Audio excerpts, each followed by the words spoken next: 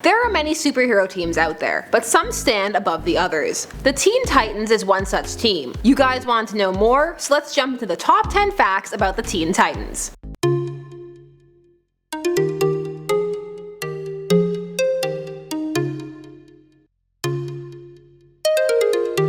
Number 10. The Teen Titans first appeared in The Brave and the Bold number 54 in 1964. The Brave and the Bold was a popular team-up comic that allowed for a wide variety of heroes who may not normally interact to have adventures together. The three founding members for this team-up were Kid Flash, Wally West, Robin, Dick Grayson, and Aqualad, Garth, though they were quickly joined by Donna Troy as Wonder Girl in The Brave and the Bold number 60. Number 9. The series really took off in terms of popularity during the 80s. During this time, the comic run was helmed by Marv Wolfman with art by George Perez. This run introduced the lineup most are now familiar with: Robin, Wonder Girl, Kid Flash, Cyborg, Starfire, Raven, and Beast Boy. This series also introduced many of the now recognized arcs such as Terra, Deathstroke's obsession with Robin / Nightwing, the Starfire Robin romance, and much more. Speaking of legacy brings us to number 8. At the time of this recording, there is an upcoming DC animated film called Teen Titans: The Judas Contract. This is slated for release on April 18th of 2017. The original Judas Contract ran during the 80s run and introduced Terra in a story so popular it won the Comic Buyer's Guide Fan Award for Favorite Comic Book Story of 1984. Certain stories stand the test of time, and the Judas Contract is definitely one of them. A perplexing happening in at number 7. For some reason, the iteration of the team called the Titans, which ran in the latter half of the 90s, has never been properly collected or republished into trades or omnibus format at the time of this recording at least. Which is a real shame because it had some good arcs. Hopefully that will change.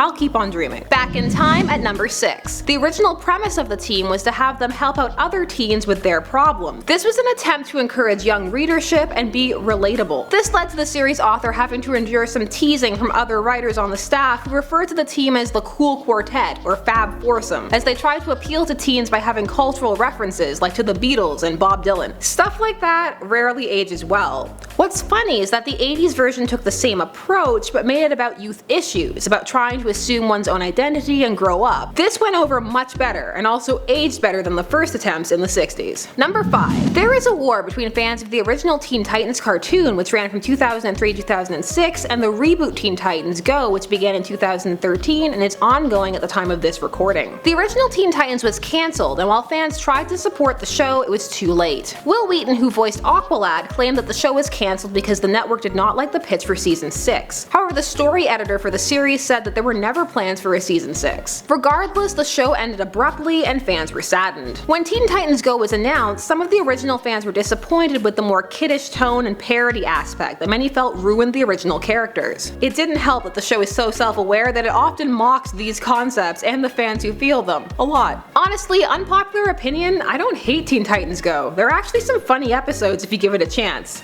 I know, all cred out the window, right? But before that, let's examine number 4. The now extremely popular Teen Titans animated series from 2003 was initially poorly received, much in the same manner as Go. People felt that the Teen Titans was too silly for a follow-up to the critically acclaimed DCAU, that being the DC Animated Universe, which had spawned out of Batman the Animated Series. It took years for the show to gather a more positive reputation. Perceptions change over time. Some things that are flops become hits and vice versa, so it's always good to not be too militant about stuff like this. It's all good fun and for entertainment, guys. But that doesn't mean it can't also be significant, which brings us to number 3. The Teen Titans series that ran during the 70s introduced Bumblebee. She appeared as Karen Beecher in 1976 in Teen Titans number 45 and as Bumblebee in Teen Titans number 48. She is the distinction of being DC's first female African-American superhero. Something more controversial in at number 2. Issue number 1 of the New Teen Titans Volume 2 caused significant controversy when it was first released because it showed Dick Grayson and his girlfriend Starfire in bed together, in sequences that at the time were deemed to be suggestive. This was the 80s, so somebody had better think of the children. Nowadays, that kind of thing seems really tame based on what you'll see in comics. But back in the day, even further back than that, you wouldn't even show married couples in bed together because of the intimacy it implied. This actually caused couples in real life to start buying separate beds for a period of time. This was actually a point used in the book Seduction of the Innocent because it showed a scene of Bruce Wayne and Dick Grayson in bed together. It's really nice that things things have calmed down. And now for number 1, the introduction of Deathstroke. Deathstroke first appeared in the New Teen Titans Volume 1, number 2 in 1980. He first appeared after his son was contracted by Hive to take on the Teen Titans. A process was performed on him to make him more powerful, which ultimately killed him. This led Deathstroke to begin a vendetta against the Teen Titans to fulfill the contract taken on by his son, Ravager. He was first introduced as the Terminator. The character became one of the more popular additions, actually getting his own spin-off entitled Deathstroke the Terminator in 1991. So those were some facts about the Teen Titans. We've barely scratched the surface. Do you need a part 2? Do you need to know more about the individual members? Share all your thoughts and requests down below. I'm Sasha Wood, thanks so much for watching Top 10 Nerds. Stay tuned for even more nerdy lists, and of course don't forget to like, comment, and subscribe.